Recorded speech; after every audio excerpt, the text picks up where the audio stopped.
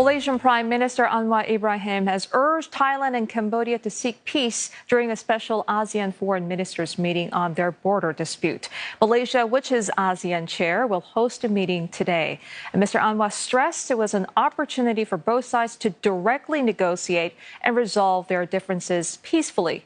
The ASEAN Observer Team, which was deployed to the border earlier this month, will also present its findings. The Cambodia and Thailand both say they expect the meeting to de-escalate tensions. The Cambodia's foreign ministry said the discussions aim to restore peace, stability, and good neighborly relations. Phnom Penh adds that it will reaffirm its position of resolving disputes through peace, dialogue, and diplomacy. But Thailand's foreign ministry reiterated its three conditions for a truce. It said Cambodia must be the first to declare a ceasefire, which must be genuine and sustained. It also wants Cambodia to cooperate in demining efforts along the border. The meeting comes as both sides continue to trade fire. The Bangkok Post said a Thai Marine lost his foot in a landmine explosion at a newly recaptured region. Investigators reportedly found fragments of a new explosive at the scene. Across the border, Cambodian media said the Thai forces struck a casino and bridge around 60 kilometers from the border. The businesses relying on tourism have been caught in the crossfire. និយាយរួមវាស្ងាត់វាអត់មានដូចមុនតាមពិតរដូវនេះគឺរដូវសម្បូរភ្ញៀវក៏ប៉ុន្តែគេកាត់បន្ថយគេ cancel ច្រើនអញ្ចឹងស្ងាត់ជាងមុនឆ្ងាយ At least 22 people have been killed in Thailand and 19 in Cambodia. This according to officials from both sides. That close to 1 million have been displaced since renewed fighting erupted earlier this month. Thai officials are bracing for more clashes. เมื่อไหร่จะมาใช่ไหมน่าจะยังน่าจะอีกนานโอเคดูสถานการณ์ก่อนครับเพราะตรงนี้เป็นพื้นที่ที่ยังไม่จบ For more insight, let's speak now with Bridget Welsh. She's an honorary research associate at the University of Nottingham Asia Research Institute, Malaysia, and she's joining us from Kuala Lumpur this morning. Dr. Welsh, so with direct talks on the table, we know the ASEAN Observer finding to be presented later and ceasefire conditions still in play.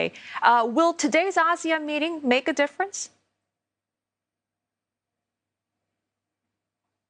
Yes and no. Yes, I think that it puts them back at the table into a dialogue situation, and that's very important and substantive. I think that they've sent signals of potential de-escalation, and I think that is also optimistically positive. The problem, however, is that there are still vested interests in maintaining this conflict, and there are still significant issues that have yet to be resolved, and there's no clear gateway to get the resolution on those issues. And so I think that we might find some temporary relief, but not necessarily substantive relief. And back to ASEAN, Dr. Welsh, can ASEAN actually play a stronger role than external mediators? And if a truce is indeed reached, can Thailand and Cambodia be trusted to stick to it? Two difficult questions. The first question about ASEAN is that I think ASEAN has been playing a very important role. It's trying to keep peace and keep dialogue going. And I think this has been a test for the regional organization because the ASEAN was created to prevent conflict in Southeast Asia. And we have a rise of that conflict between two important countries in the region. I think it is going to be really challenging as the ASEAN chairmanship moves to the Philippines. I think that will potentially give more momentum, but I think ASEAN is limited. It can only really promote dialogue. It doesn't have any significant sticks and to actually influence partners, especially key partners such as Thailand, is part of the core of ASEAN. Then the question about, the issue of sustainable peace in that area. I think this is a real challenge because as I said earlier, there are vested interests that don't want the peace process to garner. There's vested interest in keeping the conflict going from a perspective of domestic politics. So I think it is going to be very hard to have a sustainable peace. I think ASEAN needs to move beyond just talking to the leaders of different countries, but try to build a peace constituency, a larger group of people vested in making sure that this war stops. And that, because if it's resting only on political elites, then this is going to have a pattern of continuation. And looking at external mediators, Dr. China has stepped up its diplomatic push. It seems like Wang Yi calling on both sides last week. Just how much real sway does Beijing actually have over these two countries? And given that Mr. Trump's tariff threats produced a ceasefire that didn't last long, what does China bring to the table that the U.S. didn't?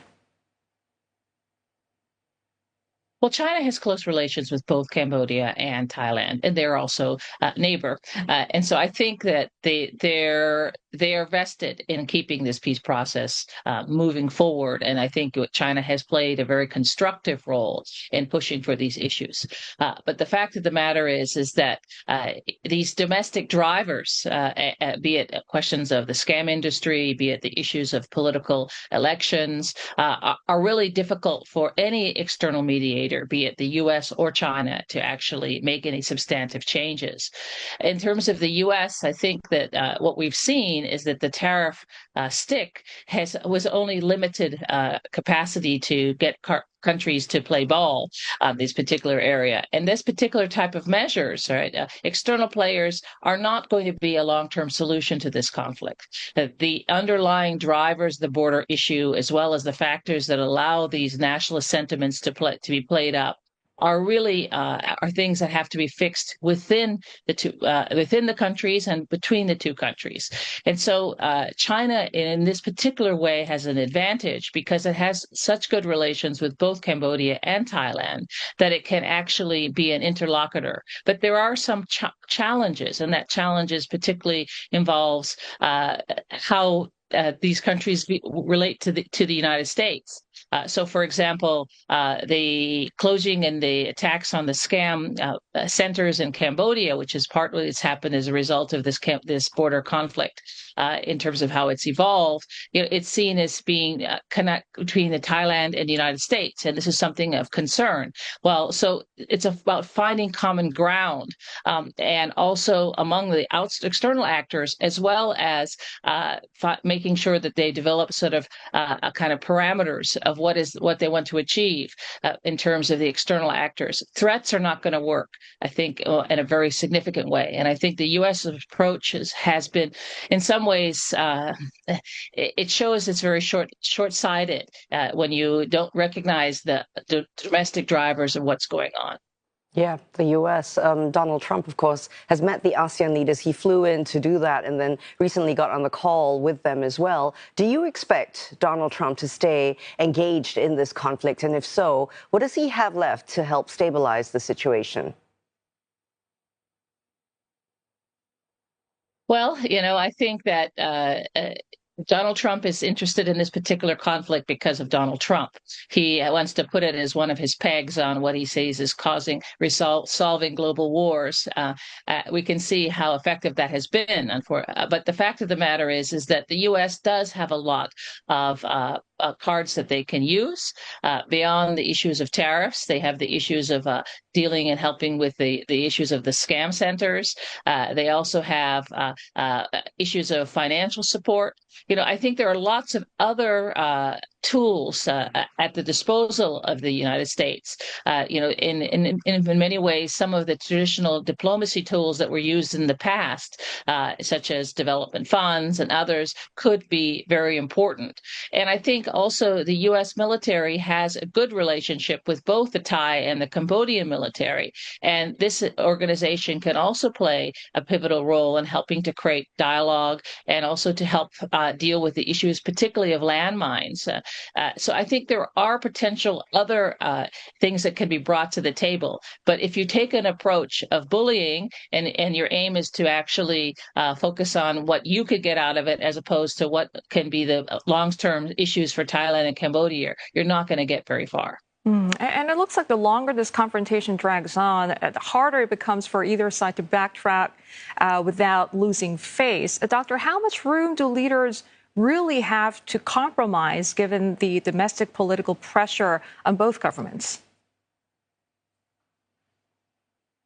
Well, I think the answer to that is not much, especially with an election coming in February in Thailand, and we have, a leadership in Cambodia under Hun Manet that is trying to strengthen its position domestically. So I think that this is where external actors can play a very important role, and this is where the ASEAN dialogue can also be an important. I think the external environment, the international community, can actually provide space where, in fact, domestic pressures have actually increased, and there has to be a sense of what is a viable solution. I think the fact is that the Thais have been very clear about what they want out of this particular issue in terms of not only territory but also issues of the landmines and others. And so I think focusing on the specific issues potentially allows more space as opposed to fanning the nationalist sentiments. Okay, Doctor, give us your best case scenario over the next 3 to 6 months, and who really would have to blink first for this to de-escalate, you think? Well, I think the best case scenario begins with hopefully a de-escalation today of some sort. I think everybody's looking for some sort of successful discussion and dialogue. And to find some sort of clear measure. We're also going to see, importantly, what the observer report says. So I think we have to begin from the short term as opposed to the longer term. In terms of who to blink first, I think it has to be the Cambodians, because in order to reduce the violence and the attacks, which are largely being driven predominantly on the Thai side in terms of expanding in issues and territories, they're also responding to the landmines and issues on the Cambodia side. I think that they see this as starting from Cambodia. And so I think the fact of the matter is I think the Cambodians are going to probably have to blink first from a perspective of responding. But the fact is that, there's still an underlying problem is that neither side trusts each other. And the other real challenge is how much do they trust the interlocutors? And this is also a problem from the perspective of the Thais trusting different ASEAN players, also trusting the Chinese and the United States. And when the international actors also don't trust each other, this